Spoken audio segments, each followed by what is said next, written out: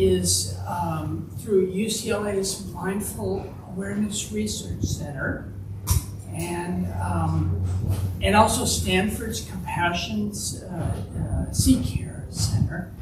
And then I've trained in what's called Unified Mindfulness, but my best qualification is I've been doing these practices for over 50 years. And what you'll hear me say tonight is, don't believe a thing I say, okay? Most people are surprised when a teacher will say, anything I tell you, don't believe it. And the reason is, this isn't about believing something, it's about trying it for yourself, and if it works for you, if you have the experience, then keep it and go ahead and practice, okay? So this week we're going to look at mindfulness of the body in two aspects. One is, how do we use our mindfulness practice to enhance or get fulfillment from our life so we can have a richer life? And then the alternative is, how do we deal with the pain and suffering that is a part of life? Because both are a part of a human life. Nobody can escape, and no creature can escape without pleasure and pain. And yet our mindfulness practice, particularly as we develop skills, can help us navigate through our life to make the most of what we're experiencing. So maybe what I could do real quickly is to review what we've done so far, because this practice builds on skills and knowledge, okay? So the first thing is that I was proposing 3 weeks ago, what's the goal of practice? And the answer that I offered is that it's for full human wellness or development. You know, the Buddha, when asked what he taught, said, I teach suffering and the end of suffering. And that's true. But you know, many people today would view that as kind of a negative, a gloomy statement. You mean you're talking about suffering all the time and how to relieve it? It's good there's relief, but the focus on suffering is too negative. So another way to understand why we practice is that it's to enhance our life, to have more life, and to deal with the inevitable suffering that comes.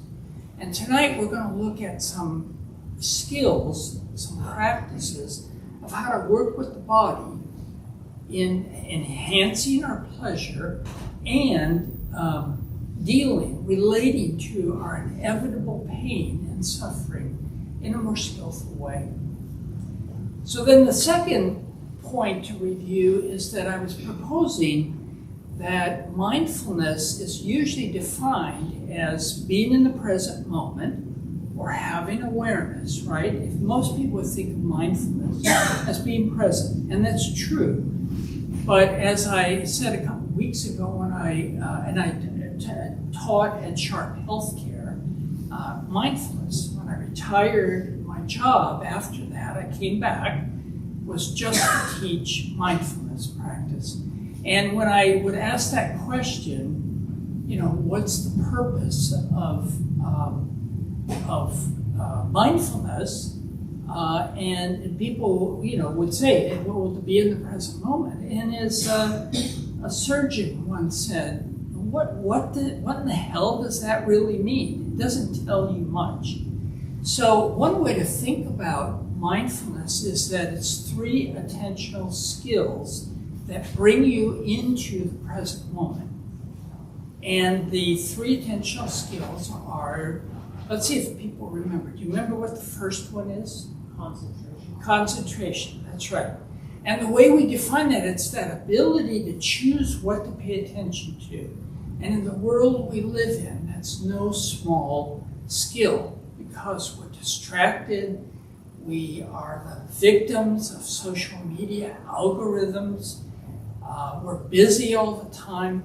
It's hard to just make a choice to pay attention to what's important. And it is a skill. So in doing this practice, that's the first thing we develop, is concentration and that freedom to choose. Second skill is, does anybody remember what the second skill is? Yeah. Clarity? Clarity, exactly. And clarity just means that you have the skill to track your attention in real time. So you know when you're seeing, you know when you're hearing, and you know when you're feeling. And those distinctions help you really be more present. And we know this to be true. We're seeing, hearing, and feeling all the time, every waking moment, whether we recognize it or not. And being able to distinguish between, let's say, smelling what's cooking, that wonderful smell, and what we're seeing on the stove, and what we're hearing outside. Being able to track those different sense experiences means we're really in the present moment, not just in some general way, but in a way that enhances and fulfills our life.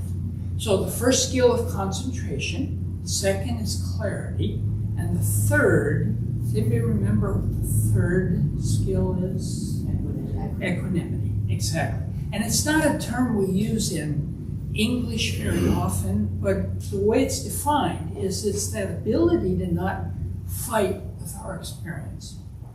It's a skill to relate to whatever's coming up in our experience in a way that allows us to be open and aware, and therefore make better decisions about what we're going to do in response to what we're experiencing. And many teachers and researchers think that equanimity may be the secret sauce of mindfulness. As we develop that skill, we really do get that freedom to choose how we're going to relate to the things we can't control. And that's the heart of this practice, because if you think about it, most of what happens we don't have control over. We like to think we do, but we don't. Matter of fact, we don't even have control over what's coming up as a thought, or the emotions that arise, or the sensations in our body. We don't choose most of that. It just arrives. So this ability to have equanimity, the skill with choosing how to relate to whatever comes up, is really important for fulfilling our lives as well. And tonight we're going to talk about two strategies that are central to being able to make that choice. So before we do, last week I led us in the see, hear, feel meditation practice. And in this model, which is called Unified Mindfulness, that's kind of a foundational practice. Because when you think about it, everything we experience is either can be labeled as see, hear, or feel. Okay? And again, you don't have to believe what I say. Let's experience it right now. Okay? So we can see out and see in. We can hear out and hear in. We can feel out and feel in. See, hear, feel. And let's do it. So with eyes open, pick something in the room. It could be just a color or an object that you find beautiful or interesting. And just rest your attention on it. And we can call that see, obviously. We see out. But we can also see in, because we think visually. Thinking is visual or auditory. So picture the Statue of Liberty. Imagine it. And notice if you can see it in your imagination. You might even notice where you see it. We'll call that image space. So when we think, we have images pop up, we can actually label that see. We can be aware of what we're thinking. And they just pop up. We don't choose it necessarily, but we can. And we can label it. as well as see. So see out and see in. Hear is the same way. Bring your attention to the sounds in the environment, out there or in here, and notice how many sounds you can hear.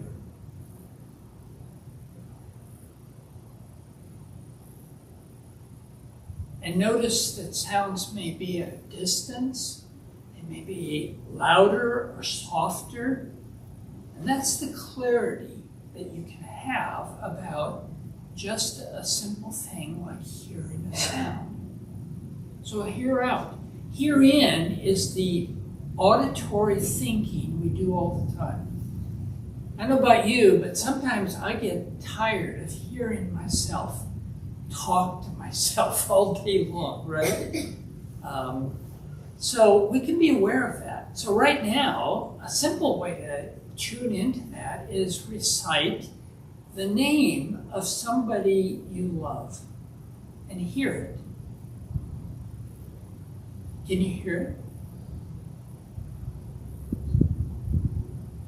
And so we would call that hear, but again, it's sharpening our experience in the present moment. We're not just present, we're aware of what we're hearing when we think as well, and aware of the sounds in the environment.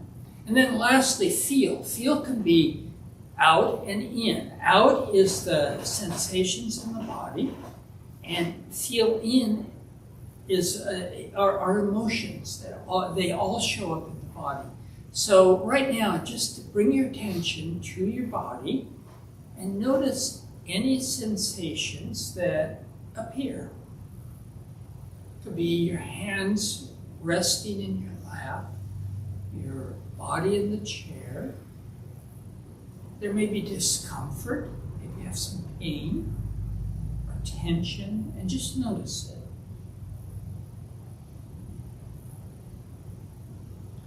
And that we'll call feel, the simple label feel, but we can also feel in. And you might tune into your body and notice if there's an emotion there. There may not be. Sometimes it's empty. But it could be that you're feeling anxious, or tense, or happy, or sad from the day, and just notice where you feel that. And a simple way to create an emotion is put a slight smile on your face, a goofy smile like I am. And you can feel it in your face, right? So we can be aware of emotions popping up. So if you've been here for 3 weeks, you know we've gone through this tour of the senses, right? So what I want to introduce you to is the full see, hear, feel technique that is the foundation for a lot of what we practice. In Unified Mindfulness, there are 40 techniques, okay? We're not going to learn them all here in 6 weeks. The foundation, and the one that I practice the most, is see, hear, feel everything. And I'd like to lead you through it tonight so that you can not only do it, you can experiment with it when you do your sitting meditation. But equally important is you can do this practice with eyes open anywhere in your day, anywhere you're at, because we're always seeing, hearing, or feeling. And it's just a matter of using noting. That's one part of this technique. Noting is just spending a few seconds focused on what you're experiencing, sinking into it, okay? And then labeling is just using simply the label see, hear, or feel. So let's go ahead and try it, okay? And what we're going to do before we start is I'm going to suggest that you can do it eyes open or closed. Either is fine. We will allow our attention to naturally wander, because it will wander, right? It's natural. And then when it lands, when you notice where it lands, decide what sense category is it landing. Am I seeing something with my eyes open in the room? Am I I seeing an image as I think? Am I hearing the sounds out in the room? Am I hearing myself say something? It could be something as simple as, this is boring, okay? Or this is the dumbest thing I ever heard. You'd be aware of that, okay? And we would label that here. And then feel the same way. You may be aware of a sensation in the body. So as the attention wanders, wherever it lands, go ahead and acknowledge that, and then you note it. Spend a few seconds really focused on it. Use the label, see, hear, or feel, and let it go, and then see where the attention goes next, and repeat. Note it, label it, and then we would do it at a steady pace, okay? So let's go ahead and do that, but before I do, I'll demonstrate it. You can see me meditating, okay? So, here, feel, hear, see. So what I did is I heard the sound. I think there was a car. I heard it. I labeled it here, and I spent a few seconds focused on it. Then I let it go. And the next thing was I felt my body sitting in the chair, feel. Then I heard a sound. I said, feel. Next thing, a sound caught my attention again, here. I noted it, let it go, and then I noticed the lights, see, and I labeled it see. So I was moving at a steady pace through the sense categories, labeling them, okay? And therefore I would say that I was fully present in the moment, even with things that we might consider distractions, like a sound of a car or a sight in the room. In this practice, there are no distractions. We can be aware of anything. Okay, so how about we go ahead and do it? We'll do a few minutes. Yes? Questions? Is the goal to do one thing, and then you just let the distractions come, or is the goal to switch up the third thing? Great question. Yeah, perfect. So the goal, you can do it either way. You could choose to just either pay attention to something you see, and then to something you hear, and then something you feel. You could go in that sequence or any sequence, or see, hear, feel everything is just allowing the attention to naturally go wherever it goes. Just note it, meaning spend a few seconds noticing it, and then label it, and let it go, and notice where it goes next. Did that answer your question?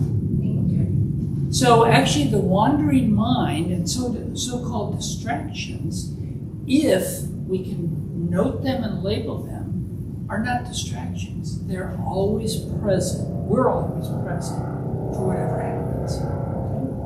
Okay? And there'll be lots of sounds. Hear all that? Now, in some forms of meditation, we'd have to wait, right? We'd say, well, let's wait till that sound goes away. Here, here, here, and now see. Okay? Yes? So do you want to distinguish between hearing in and out and seeing in and out, so are you distinguishing or six? Great question. We use the three simple labels so we don't get it too complicated. Yeah. So whether it's in or out, it would be see or hear or feel. Okay? Any other great questions? I'm glad to clarify that. Any other questions before we try it? Yes? I didn't catch what noting is. Okay. Yeah, I didn't explain. I explained last week, but noting, so noting just means that it's the difference between looking and seeing something. You know, you can glance at the tree, or you can really see the tree. And how do you really see the tree? is by spending that just a few seconds really concentrating on it. So noting is spending those 5 to 10 seconds or less really focused on what you're experiencing. Okay? So if the plane goes over again, or whatever that was, you could spend those few seconds really listening to the sound, noting it. And then we label it because that helps us point our attention towards whatever it is. Okay? Does that make sense? Okay, great. Yes? What's the goal of this? What's the goal? So the goal simply is to be fully present. Because again, look at the difference between if I said to you, well, just be present. And as the doctor at Sharp said, what in the hell does that mean? It doesn't, it's kind of hard to know. Well, of course, where else would we be if we're not present? Our bodies are here, our minds are somewhere else. So the goal is to sharpen your awareness of being present. And then related to what we're going to talk about tonight is the goal is to give us skills to really enhance our fulfillment of life. And we all know what that's like. You go to a concert and you really can pay attention and listen. It's glorious. Go to a concert and be thinking about work and you miss the whole thing. So this ability to note, and see, hear, feel, and be present enhances our life. And it also allows us to deal with unpleasant or difficult experiences that come up. Okay? Great questions. Any last question before we try it? Okay, so I'll lead you through. We'll do about 10 minutes. Okay? And when you get lost, just come back to the simple instruction, which I'll lead you in now. So assuming a posture that's right for you, maybe lengthening the spine so that the body can be alert and alert the mind, but then relaxing the shoulders, relax the jaw, soften your face, lengthen and loosen. So you can be alert but relaxed. And you can do this with your eyes open or closed, whichever is best for you. And now allow your attention to wander freely and notice what it lands on. And decide what sense category. Is it a see? Is it a hear?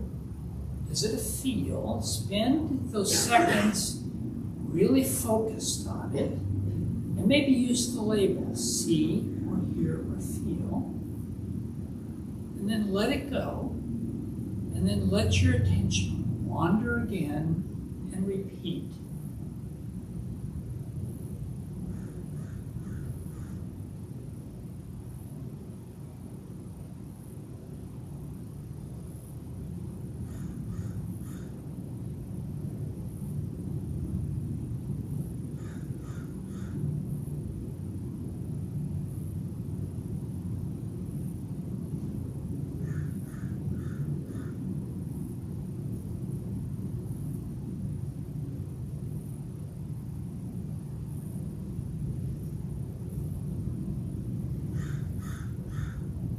Bring your attention to what you're seeing, hearing, or feeling. Note it, label, and then notice what comes next.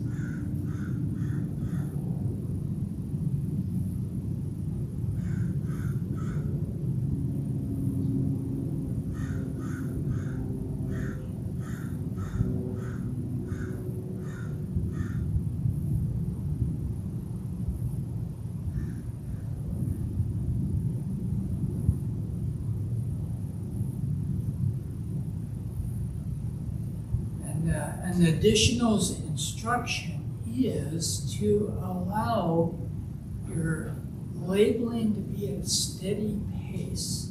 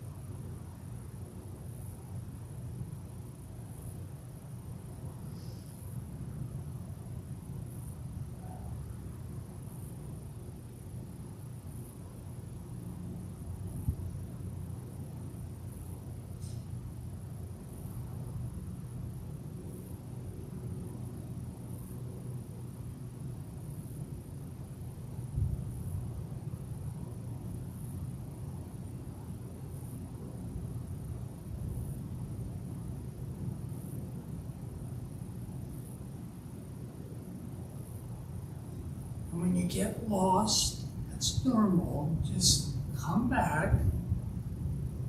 Notice, is it see, hear, or feel? Spend those few seconds, maybe label, and then notice what comes next.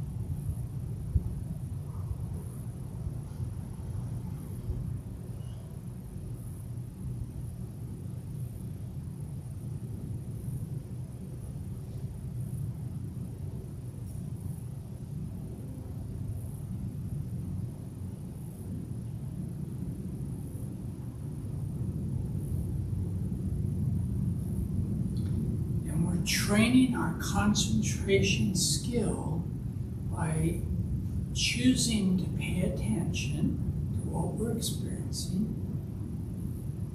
We're developing our clarity skill by noticing the details, the changes in sounds,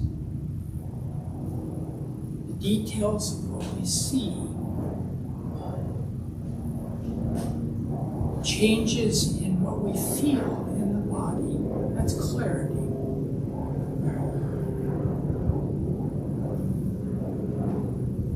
And just allowing experiences to come to us and not fight with our experience.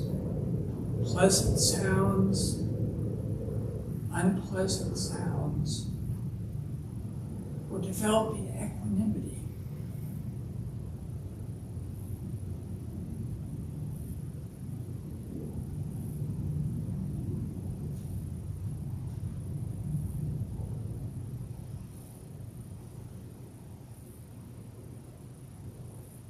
So let's do about 3 more minutes of see, hear, feel everything.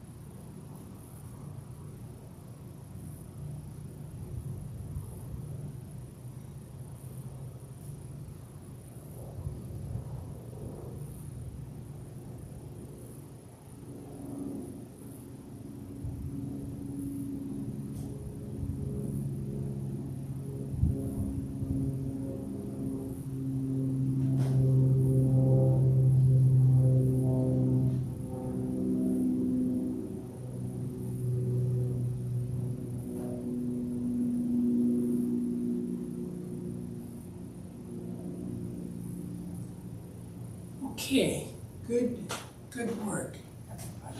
Good job. In some meditation classes, we use a bell, right? So people often find it funny that I don't use a bell.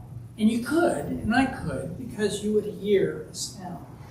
I don't use it because the idea about as we get skillful with see, hear, feel, we can do it not just in a temple, in a meditation setting, we can do it driving. We can do it sitting in the doctor's office.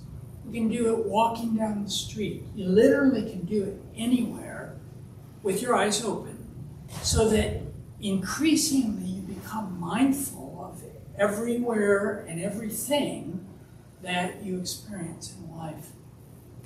So, how was that? Anybody want to share what your experience was? Yes.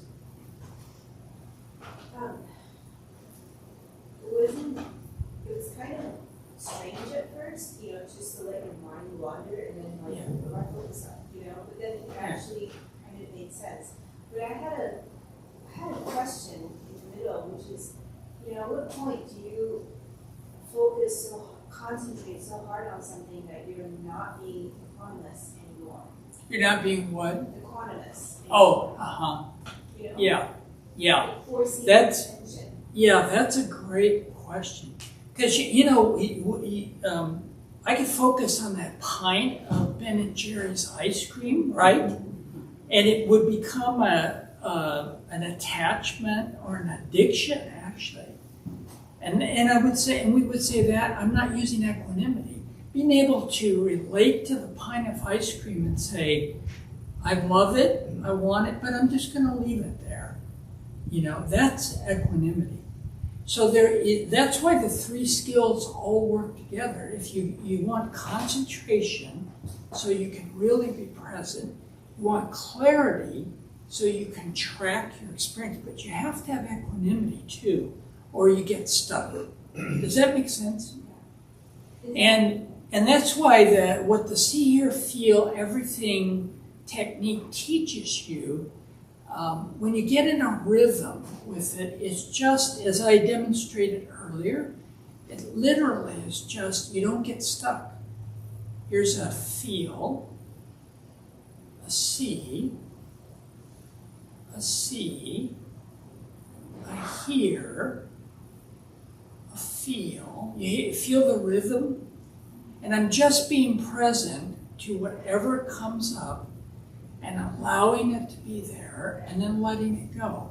And then what that trains us to do is have that freedom I was talking about, that we don't get stuck and fight with our experience. Others, how was it? What'd you experience? Yes?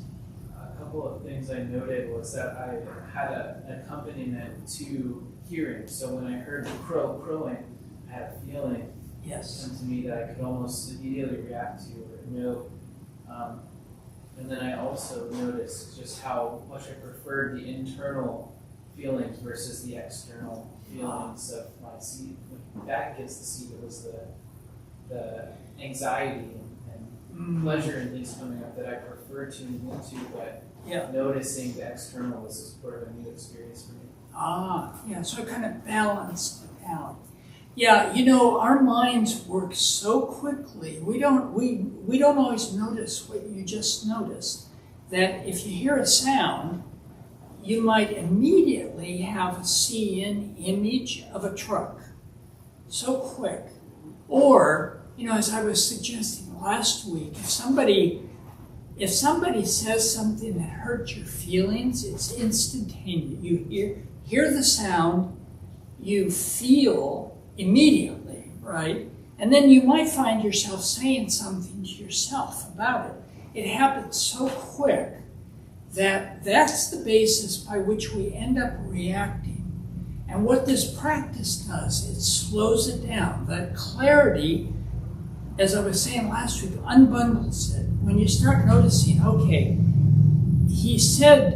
I hear him saying that insulting thing, okay? And I hear myself saying it's insulting. So hear out, hear in, feel in, okay?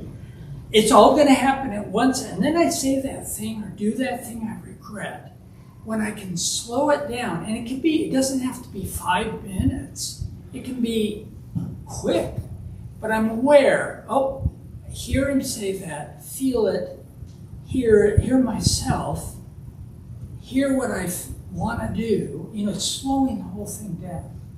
So that's an important insight you had, that you noticed that when you had one experience, another one came right away. And as we develop these 3 skills, we get more skillful about being present as it all unfolds and giving us the freedom to decide how to respond or relate to it as well. How about others? I have a question. Yeah. So like the hearing, in the I guess Zen practice that I do for meditation, you hear something, you don't get into it or define it. I think you just hear it, let it go, right? But with this, you're supposed to like is it a helicopter or is it like, do I try to define it or just listen more? I'm a little Okay.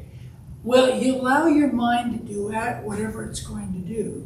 When the plane goes over you, it's going to probably capture your attention. You have a choice. You could just focus on the sound and let it unfold. The clarity of all the different sounds that we would say is a plane flying over. You're really developing your skills. Or you might notice it until your mind wanders and then see what comes next. So as this man was saying, it might be you hear the sound and the next thing you notice is you have an image in your head of a plane going over. So you've got to hear and then a see and then maybe back to a hear. Does that answer? And that's what we want. I guess just being aware of it, that's it. Yeah, exactly. That's mindfulness. Okay. Knowing you're seeing, knowing you're hearing, knowing you're feeling, out and in. How about others? How'd you find it? Yeah. I found that hearing got my attention more than anything. Different sounds would come up. Right. And then seeing was more subtle. And then I almost had to remind myself, what am I feeling? So it wasn't really getting my attention. I thought, I'm probably feeling something, I should look for it. That's probably not what you want to do, right? Well, no, it can be. It can be. This idea of just allowing, and another way to analyze that would be, okay, you're hearing, and maybe you're seeing, and then you have a thought. Maybe I should be looking for a feeling. What is that? How would you label that? That would be hearing. It'd be hearing. Yeah, right. So when the thought pops up, again, we might just take that for granted and say, well, I had this thought and I should be looking. But we would say you're more present and mindful if you now can be aware you're having the thought. And then it would be fine to go explore, what am I feeling? Absolutely. So, the beauty of this particular technique is, as I was saying, you can do it anywhere, anytime. And if you want to be more present, so, you pay $100 to go to a concert, and if you spend half the time thinking about work, you've wasted at least $50, right? So, when you realize you're getting caught, you can just go back to see, hear, feel, and at a concert, you're more likely to be hearing the music and then feeling the emotions, seeing the performers, and you can go away feeling like I was really there, and I never, ever experienced it in such a joyous way. Okay? So tonight I want to add 2 strategies to see, hear, feel, which you're doing all the time. But the 2 strategies give us a choice. And when I've been practicing 40 years with traditional Buddhist breath focus, which is great, because when you think about it, what is that? It's basically feel, right? You're feeling the breath, And then when mind wanders, instead of labeling, you're just coming back. So it's perfectly fine. But when I learned these two strategies, it changed everything. It gave me the freedom to relate to my life in a way that gave me more control and helped me decide how I wanted to experience my life. And here's the two strategies. Whenever we're mindful, we can either turn towards the experience or we can anchor away. We can turn towards the experience or we can anchor away. And let's go ahead and experiment with doing it so you can really get it. Yes, I really Joseph. could use some elaboration on what you mean by anchor away. Yeah, so I'm going to give us an experiment of it, okay? And then you can see for yourself as it arises, okay? So before we do, though, I want to give a context that, I entitled this week as mindfulness as the body, that we can enhance our experience. Again, going to a concert and being present and gives us more fulfillment. And that's part of life. But then the other part of life is pain. It's what is discomfort and pain, which we have no choice but to have happen to us. It's part of being alive, right? And there's a saying that I remember when I first heard it, I didn't like it because it seemed to me, it was saying that I choose to have pain. And the saying is that pain in life, pain is inevitable, but suffering is optional. Have you ever heard that before? Yeah. Pain is inevitable. It's part of all of life. But suffering is optional. And it's what Joseph, right, brought up last week, that Buddha taught that image of the two arrows. You know, when you break your leg by an accident, that is just an arrow that gets you, right? The pain, the difficulty, it's going to happen. Accidents happens, losses happen. It's part of life. So that's the first arrow. But the second arrow is what we do to ourselves. We shoot a second arrow. We catastrophize things that happen. We make judgments, negative judgments about what we do. There's all kinds of ways we add to our experience, negative experience, that creates more suffering. So, an example could be I fall, it's an accident, I break my leg, not a good thing. Nobody would say that's great, although there may be a silver lining. I get to take off from work, I get to read more books, The downside is I have pain, and I have to go through it all. But that's the first arrow. Second arrow is I start catastrophizing. I'm laying on the bed at home thinking, what if I can never walk again? Oh my goodness, maybe I won't be able to go back to work. My family's going to starve. Life is almost over. You add these second arrows. We all do it. So the awareness that we can turn towards our experience, we can also anchor away from our experience, gives us a choice of how and whether we shoot this second arrow. Okay? So let's go ahead and let's turn towards, and then I will give more explanation for anchoring away. But turn towards the experience. And here's what we use, is that something that we're mostly not aware of in daily life is that there's always some restful experience in the body. We just don't notice it. So right now, let's do a little meditation. You can do eyes open or closed. Resume your posture, lengthening and loosening. And now we can create rest in the body. And a simple way would be tighten your shoulders and release them. And notice the relaxation that happens when you drop your shoulders. So tighten your shoulders and release them. And we would call that experience right after tightening the muscles.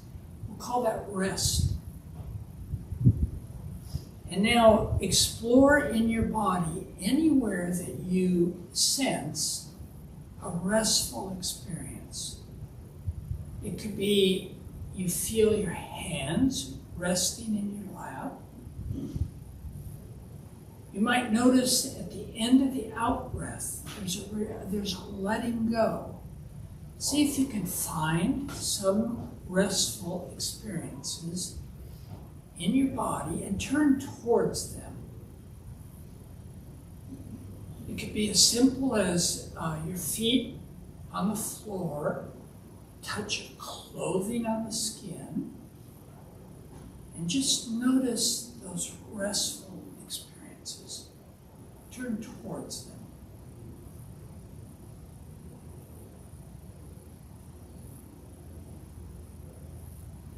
And bring your attention back over and over again to the rest experience.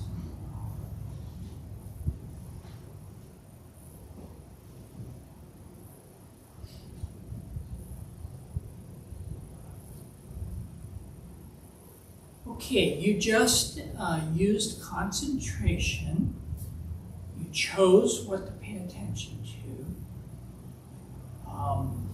And we do this all the time. You know, when we sit down to with food that we love, we bring our attention to it and we enhance our experience of fulfillment. So turning towards an experience, like listening to music or seeing art we love, really being mindful of it enhances our fulfillment. But we can also turn towards unpleasant experience and painful experience. And when we use concentration, clarity, and equanimity, it changes the way we relate to experience. So an example right now could be, bring your attention into your body and notice if there's any unpleasant experience in the body. You may have some discomfort or pain. Maybe you're feeling warm. It's not pleasant. And just bring your attention to any unpleasant experience and rest your attention there for just a moment.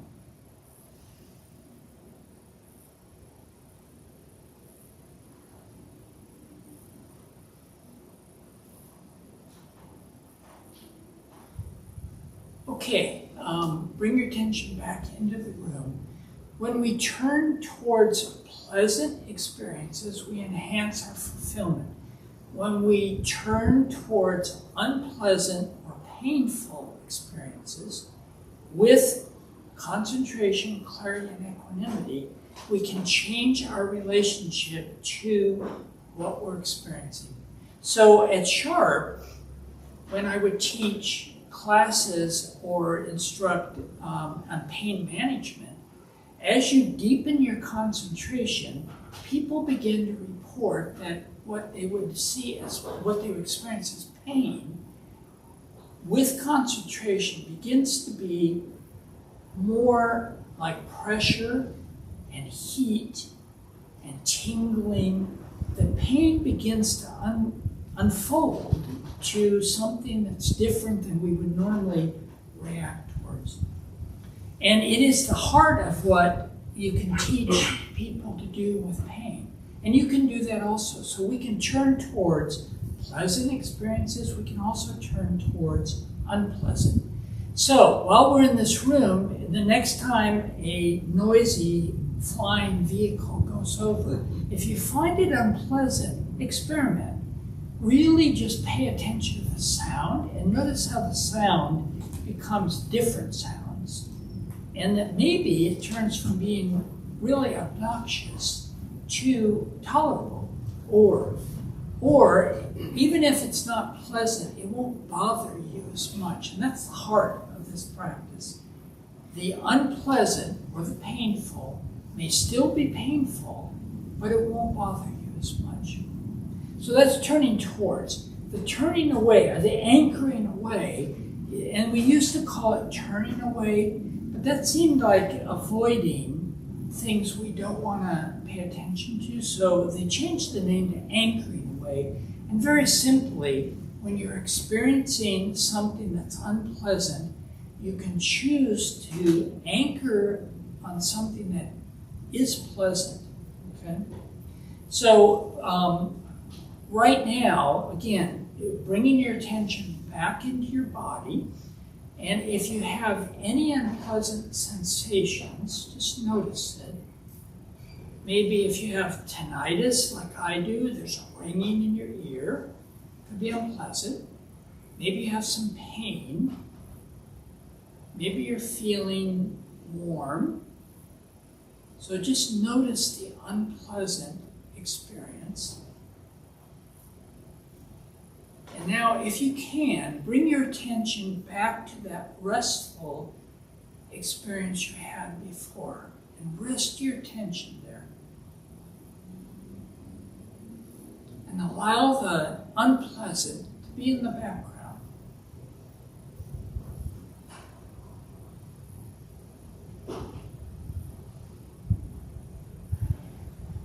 And the attention will go back to the unpleasant, but focus on the pleasant.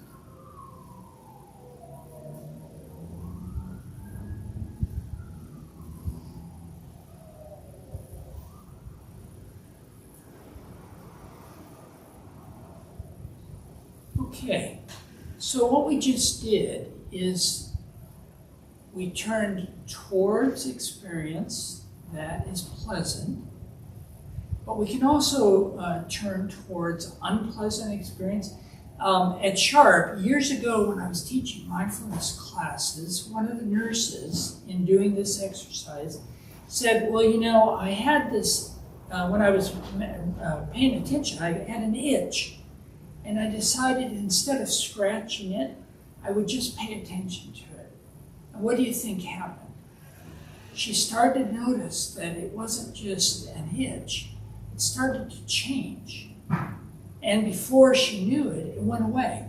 So at Sharp, they called that Judy's itch, named after Judy the nurse, because she discovered this experience that you can turn towards an experience and have the freedom to really experience it, but not have to react to it.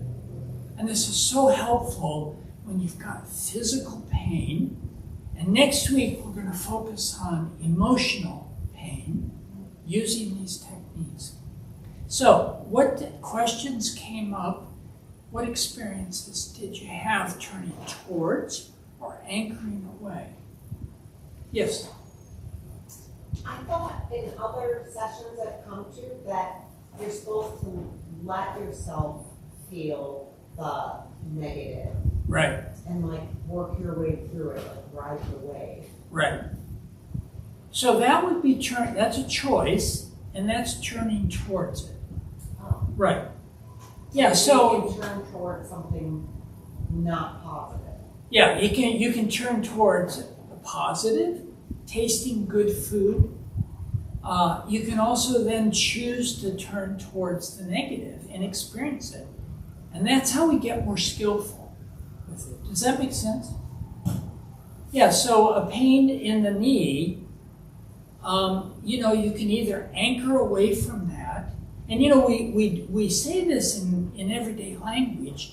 Somebody could say, well, think about something else, okay? Except that it's not so easy. But with this practice, you can do that. So you can turn towards it, or you can anchor away from it, either way. You had yes? So is that sort of the follow-up of turning towards it would be kind of like rain? Yes, matter of fact, yeah. So recognizing, acknowledging, investigating, and then the N, so it's R-A-I-N that's taught, is the N is really letting it be neutral or allowing it to be there, right? Yeah. Yeah. How about others? What did you experience? And it's a little difficult. We could spend a whole class on just turning towards, okay? And we're going to practice it more next week. But what else did you experience? Or questions that came up? Yes? Yes, when I experienced a discomforting feeling, I thought, I love peanut butter. So I thought about eating peanut butter. How I liked eating peanut butter. Yeah. And the pain kind of dissipated. Yep. Great. So is that a correct way Yep. to do that? Yep. That's beautiful. And it illustrates how the see, hear, feel, using all the senses, not just the breath, is a way to be mindful. So if you got pain, one skillful thing would be to anchor away with a picture of a peanut butter jar, or a phrase that makes you feel better, or the taste as well. I thought about the taste. Yeah. How good it was. Yeah. And what's happening is if the pain is there, it's going to come and go. But what you're doing is you're teaching yourself to have equanimity with it. That's really different than saying, okay, go away, pain. I don't want to deal with it. It's not just distracting yourself, it's skillfully using 3 skills to deal with it as well. So, I'm aware of our time. Mindfulness teachers should not lose track of time, okay? Experiment this week, particularly with see, hear, feel, okay? And then notice when you want to make a choice. This, the leaf blower outside your window, you can either close the window, there's nothing wrong with that, or you can anchor away and think of something, think of peanut butter, and watch the leaf blower bother you less. Or you could just turn towards the leaf blower and really hear the sound and watch what happens to your experience as well. Okay? Just lastly, if you want to get more in depth in this training, check out the Unified Mindfulness website. There's a free core training. It's called CORE, C-O-R-E. Robin's been doing it, right? And it's free, and it leads you through these practices at your own pace and gives you a little bit more experience. And so I encourage you to experiment. But as important in your daily practice, you might try it out there. Next time you're driving, or you're waiting in a doctor's office, or you're walking down the street, anything you're doing, just for a moment, check out, what am I seeing? What am I hearing? What am I feeling? You're developing your mindfulness skills, and you're being present, okay? So please come back. Next week, we're going to take the see, hear, feel with these 2 strategies and apply it to what may be the greatest source of suffering is what the emotions that come up and the thoughts we have. We probably do more suffering in our life than any physical suffering is what we experience. And we'll be able to apply that next week, okay? So thank you so much for your good attention tonight, and please come back. Thank you, Bob. Thank you.